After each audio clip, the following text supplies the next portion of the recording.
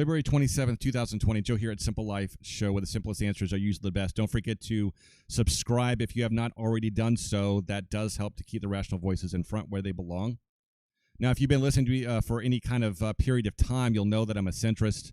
I throw everyone under the bus.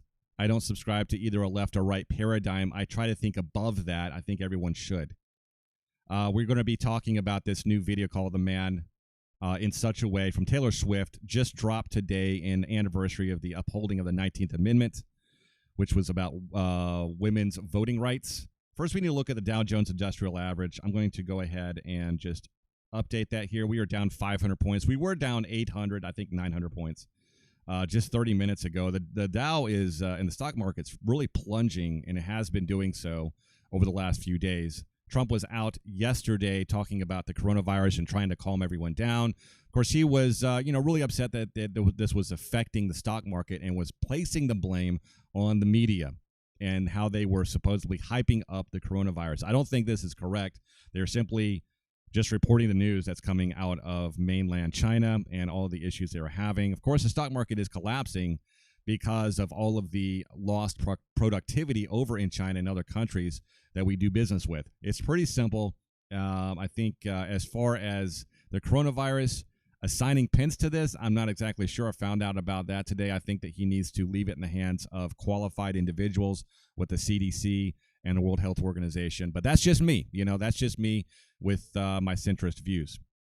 I still support Trump for now. But I think he's making some mistakes here with pointing the fingers, and especially with trying to sue the New York Times. I don't like the New York Times. I don't like him at all. But I think he needs to move on and keep working for the American people and get some stuff done. I would like to see him deschedule cannabis. I really think that he needs to do that. I know that's not on the main plate for everybody, but for a lot of people it really is, especially people that are suffering from post-traumatic stress disorder, a lot of cancer issues and so forth. Cannabis has been proven to help with that, if not cure certain ailments. So we need to look into that. I'm a cannabis advocate, and I think that he has done some good work with it as far as Trump's concerned, but he needs to do a lot more. So I'll get off my soapbox there, and we'll talk about this new video called The Man. Now, I have the lyrics actually pulled up here. We're going to read them together. I've already read them. I've already watched the video, and we're going to discuss it briefly here. I would be complex. I would be cool. They say I played the field before. I found someone to commit to, and that would be okay for me to do. Every conquest I made, that would mean more of a boss to you. I think that really is what she's talking here is about just men being men, I guess. Being dominant. She's using the word conquest, I believe she's trying to kind of play to her historical text here where men have just kind of taken over everything. Now, if women were in control of everything, do you think this wouldn't happen? I mean, that's a really interesting question. If men didn't exist, say in some sort of feminist utopian reality, that do you think women wouldn't have any conquest at all? Do you think that would happen? I think it would. I think it would for a lot of different reasons, just simply because that's the way, kind of humans have done things throughout the centuries. Now, some people will say, well, based on how women are right now, how we view women and stuff, they're motherly, they're nurturing, they would never do such a thing. But I'm just not seeing that. I think women have just as much of an ability to conquest than men. I think that trying to downplay that is trying to play into the feminism, play into the victimization for women being less than men, and I just don't buy into that. I think a lot of women are letting that go too. Going further here, I'd be fearless leader. I'd be an alpha type. When everyone believes you, what's that like? Who says that everyone believes everything that a man says, just as much as who says that everyone doesn't believe everything a woman says? I think it's based on facts. I think it's based on credibility. I think it's based on evidence. We have to look at evidence, and we are living in a post-evidence world where you can just simply make up whatever you want to. Everything's an opinion, and you can simply just say whatever you want to, and as a result, a lot of people get canceled, right? They get canceled out of social media. They get canceled out of their jobs. They get canceled out of their lives. Some people kill themselves as a result of this. It's very, very dangerous. Continue on. I'm so sick of running as fast as I can. This is a chorus here. Wondering if I'd get there quicker if I was a man. I'm so sick of them coming at me again, because if I was a man, then I'd be the man. I'd be the man. I'd be the man. They say I'd hustled, put it to work, put in the work. They wouldn't shake their heads and question how much of this I deserved. What I was wearing, if I was rude, could all be separated from it. Good ideas and power moves, and we would just toast to me, oh, let the players play. I'd just be like Leo and Saint Tropez. And it just continues on and on. A lot of this is just redundant and so forth. We're not going to actually go into that anymore. But what I wanted to kind of talk about here was, now when this whole video starts, she is on a subway and she is dressed like a man. She has prosthetics on and so forth to look like the typical douchebag, right? The typical Wall Street douchebag.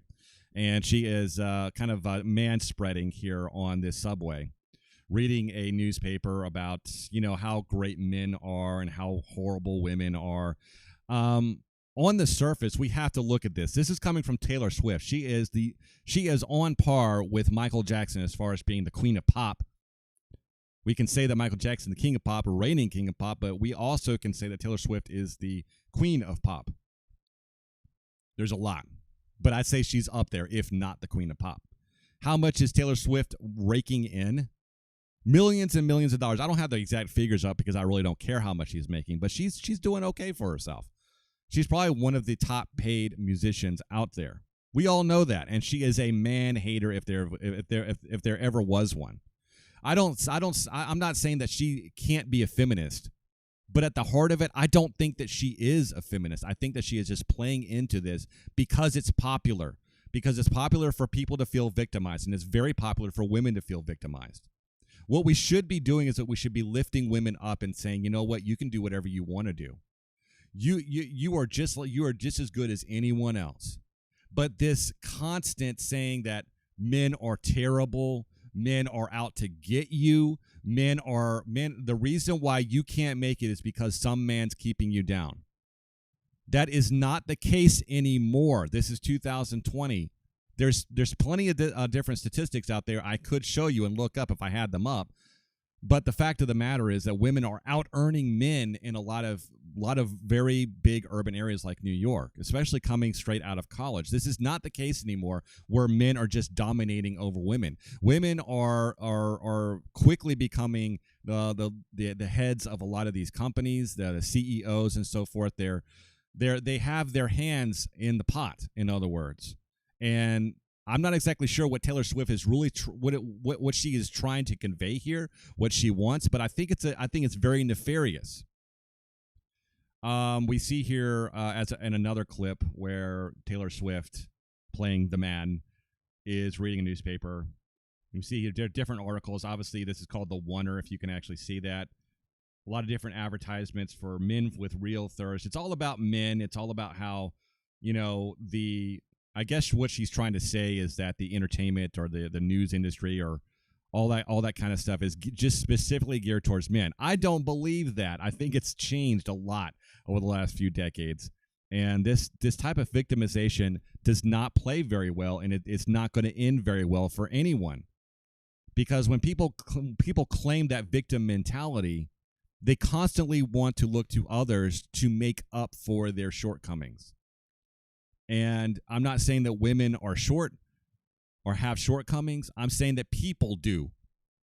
And when we as people have our shortcomings and we try to constantly blame others for them instead of just simply bettering ourselves. And when I mean bettering yourselves, I'm not meaning go get a better job, make more money, because that's not going to make you feel good about yourself. You're going to be able to earn more money, and you're going to be able to buy more stuff and stuff like that. But at the end of the day, it's not going to make you feel like a good person. It's not going to make you feel like you have purpose.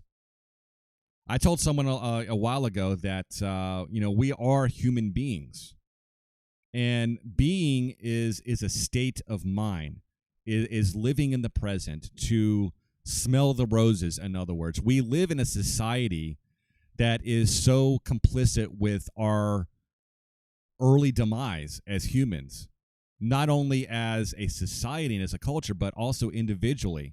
People are dropping dead on the subway. People are dropping dead from working too much. We are worked to death in this country just as much as people are worked to death in other countries, especially in Asia. We have this idea that we are just supposed to be in a certain place at a certain time, and we're supposed to get across some sort of proverbial finish line. There is no finish line out there. But at the same time, this type of victimhood mentality that's continuing to be portrayed in the media is nefarious. It's nothing. It's not done by accident. Going to another clip here, another still of this. I thought it was very interesting. This is shown twice during this video, maybe even 3 times. I can't remember. But it has the character of the man played by Taylor Swift running down this hall, which you can see it's black and it's white, right?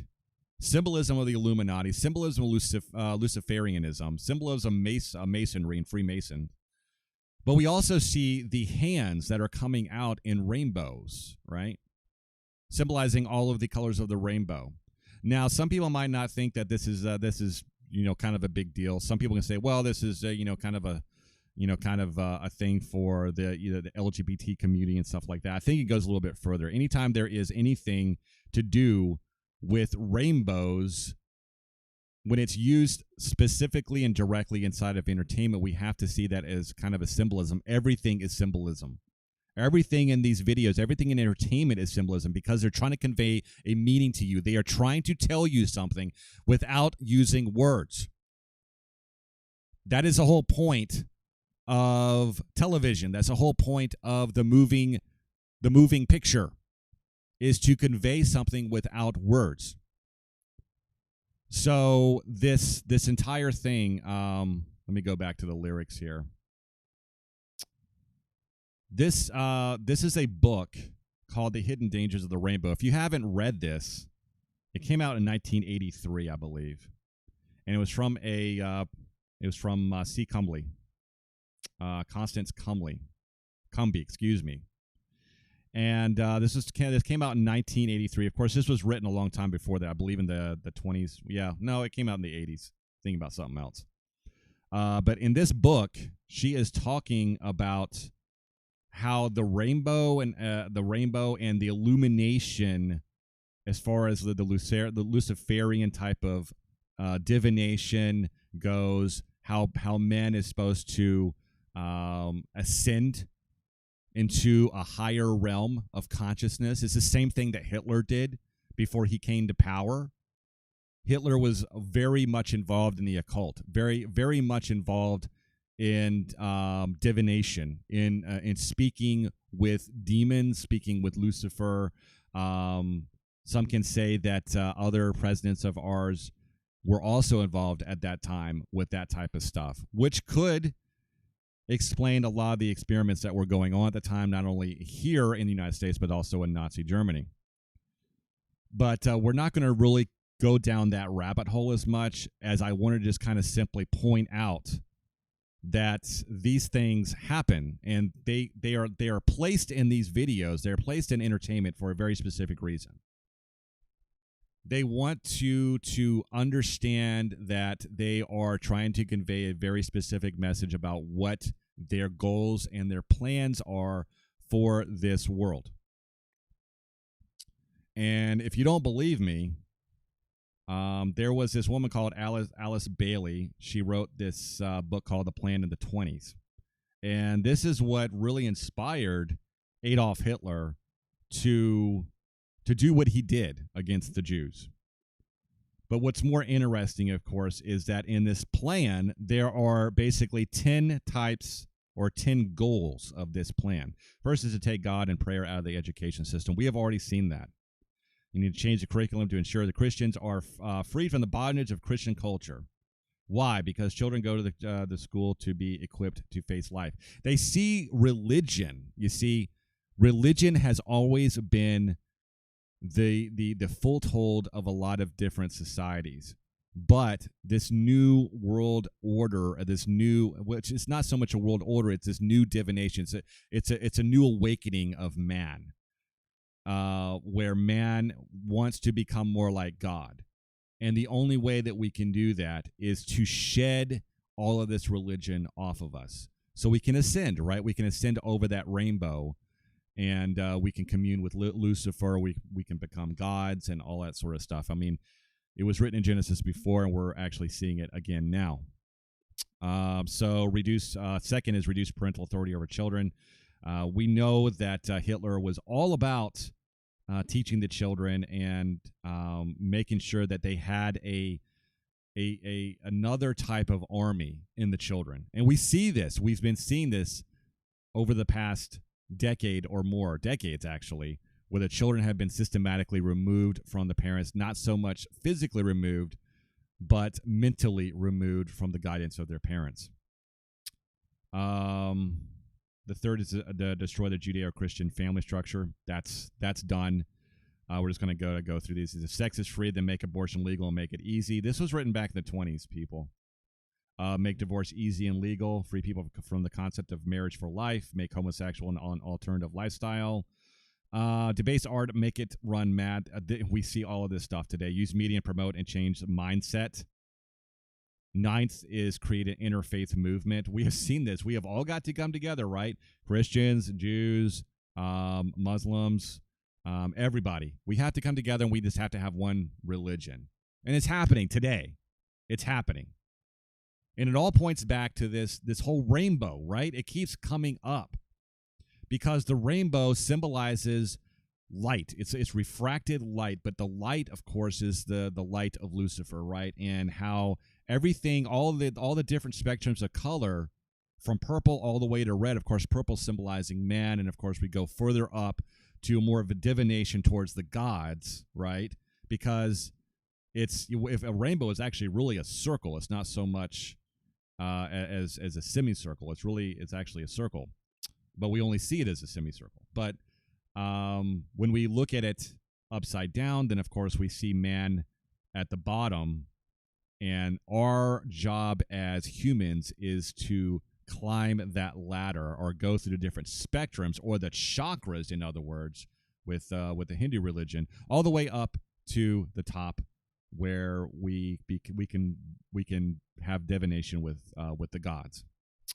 So that's what that's all about. And number 10 is get governments to make all these laws and get the church to endorse these changes. We see the church is doing this. I'm not particularly religious. I do kind of side, of course, with the Christian faith. I believe that there is a lot to be said about that. But as far as the religions actually endorsing this, there's a lot of the Christian church, and as well as a lot of churches, are losing step.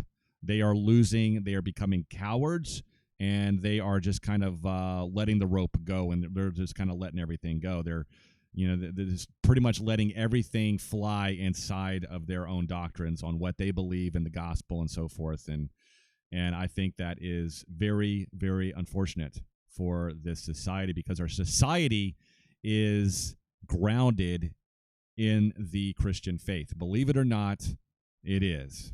Now, I believe in the separation of religion and state, because I don't think that anyone should be forced to go to any type of church or to adhere to any type of one of religion. But that's not really what it says either in the Constitution.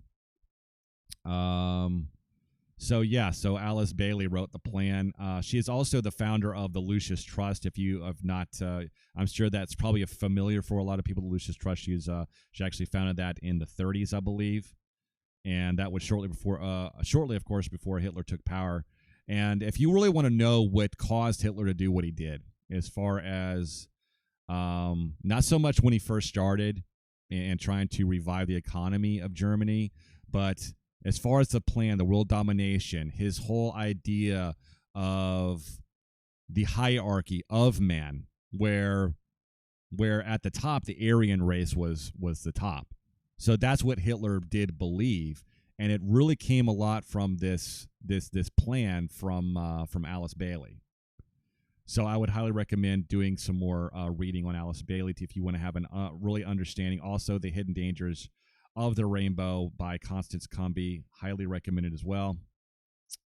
I found this off Azazelin.fi. Of course, this is a foreign website, but it's talks about the satanic philosophies. And in that, we talk about the symbolism of Lucifer Lodge, a rainbow and essence of light. This goes into a little bit more about the rainbow. And I'll read here a little bit here. The most common view is that the rainbow is the union between man and God, heaven and earth, man's lower personal constitution, and the higher self. The unity of different elements can be seen in the rainbow as it's comprised of a projection of water and light, fire, as it ascends to the heavens and viewed from earth. Rainbow is also Antikaharna, the rainbow bridge that leads man's Luciferian intellect and self-awareness, Montas to ever higher divinity. And much like the rainbow, Antikahara is unreachable through worldly manners and deeds. It eludes the one who tries to reach it through action, since it can only be approached through spiritual efforts. This is why Lucifer, this is why Hitler and the rest were so fascinated with the occult, because they saw this as a way to become gods. They felt that if they kind of followed this kind of subsect of instructions on what man should do to ascend that type of rainbow to the top, then they would be unstoppable. And Hitler thought that if he did that, then his Nazi regime would rule the entire world. And of course, we see this also in mainstream media with The Man in the High Castle and so forth. If you have not seen that, it's highly recommended as well. So we also see it. So back to Alice Bailey here. She was very much against the Jews as well. Here we see at the bottom here, there was anti-Semitism. Researcher Hannah Newman described what she found to be anti-Semitic element of the Great Unification. According to Newman, the plan, which was her plan that Alice Bailey wrote, named in the invocation, refers to the plan authored by the hierarchy. The Newman states places high priority on removing all Jewish presence and influence from human consciousness, a goal to be achieved by eliminating Judaism. So when we have Taylor Swift and the rest that are playing around with different ideas with, the rainbow and Luciferianism and Freemasonry and all this kind of stuff, they are not doing so because they think it's cute. They are not putting all of these things together. They have their marching orders just like everyone else. They want to be gods. They want to be symbols like everyone else. Taylor Swift makes a lot of money. She has a lot of influence on this world, and she is trying to tell you that you are a victim, while she herself rakes in all the money. Please understand, these entertainers do not care about you. You are simply consumers to them to go buy their product, and their product is brainwashing. Until next time, this is Joe's Simple Life Show. I'll see you in the next one. Have a great day. Bye.